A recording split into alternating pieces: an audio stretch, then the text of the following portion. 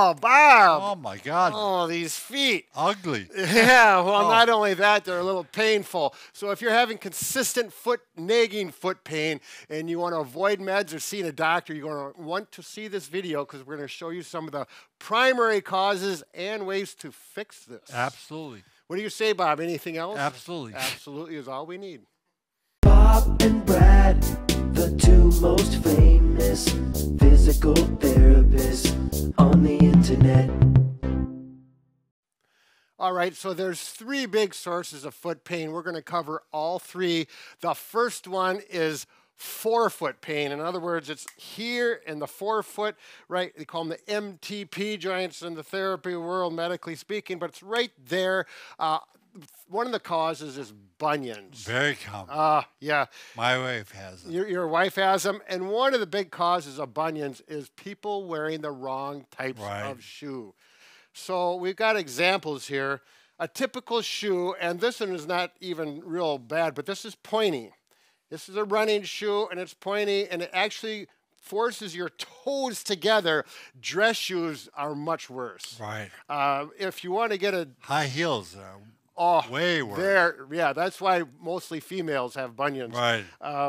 But if you want to get a shoe, they're probably not as stylish, but I think they're going to be. You need a wide toe box, like Bob and I both are wearing. This is really wide. Yep.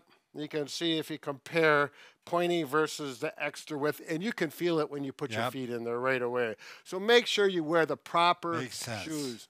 All right. Now the next thing that is going to be helpful with that forefoot pain is doing some simple mobilizations or stretches. You may not know what mobilizations is, but we're just trying to mobilize the joints because your feet have a tremendous amount of bones articulating together, or joints. And what you want to do is get your foot. Now, normally I'll do this. Let's do it like this. I think we can get a good camera view here. I'm going to grab this joint right here below the great toe or the big toe, and then right below the next toe, pincer grip like this. The bumps, right? The bumps, yeah. And I'm going to move them like this. Now, I can feel that joint between moving up. You're pretty gross, right, man? Yeah, you need to get in there and move these. I'll show it from this angle. Boom. And one thing that's important, you have to learn to relax your foot, because otherwise your muscles will not allow it to move as freely. And then you go between each one. I can feel that. It's good. My foot is saying, ooh, do this more often. Yes. Every joint, and you only have to do about 10 or 15 mobs on each one. Make sure you don't forget your toes, like when you have children. This little piggy went to the market. That's right. Start this out. Little piggy had none. Yeah, start out with the big toe, and we're going to extend it. A nice stretch. And give it a good stretch. Don't make sharp pain, but make it feel like a good stretch all the way down into the plantar fascia. And don't forget to flex it as well. And this is a direction a lot of toes don't get. No, they don't. And it's really important, and it feels good, actually. So you're going to do each individual toe, forward and back. Ooh, that one's a little sensitive. Yes. Oh, my God. Anyways, do every toe, and you're going to feel difference in your toes for sure. And another quick way to do it to help with the Morton's neuroma, and when those toes get all squished together, like I have a little problem right here. This toe is starting to go underneath. Crossover. Yes. As you put in some toe spacers. Bob has a set and I have a pair. So let's look at Bob's. It's really good for bunions. This is what they look like out of the foot. Right. And you put them in your toes like that. Like diamonds. Yeah, these are beautiful. They're nice and squishy. They've really helped my wife. But look how it spreads each individual toe. Yep. So this is what... She wears them every morning. Every morning for how long? About an hour. And she walks around with them? Yeah, she walks around. Yep. You probably aren't going to go downtown shopping with these, right. or, to a restaurant. So just an hour or so a day and feel that spreading. If you do want to wear one throughout the day, they do make them. They're not as aggressive. Run with them, right? Yep. This is made for walking or running. You could say I have them on this foot, and it feels good. You're not going to put these on and go run 10 miles the first day. Do you know what these are called? Toe spreaders. Oh. I don't know. We'll find a link. Yeah, but if you look them up, they're going to be all these are in the same area. Category. Right. But when you see, and they'll say they're made for a walk, and you can adjust these as well with the scissors. You can. There's some words on there. Well, I can't read them, Bob. I don't have my glasses. Correct toes. Correct toe. Thank you, Bob. Yeah, yeah. And I actually adjusted mine. I had to trim off a little here, and that's what you're supposed to do. Number 2, foot pain, Morton's Neuroma. If you have it, you know you have it. You have it. I do have it, and I found out a way to take care of it without surgery, because there's a surgery for it. Obviously not desirable. This works. Yeah, it's my wife used it. It works. Yep. And we've got a video on it. We've got a couple videos on how to correct it. I'm going to show you the quick way. If you want to get the more details, you have to go to Bob and Brad Morton's Neuroma, and you'll see the videos pop up.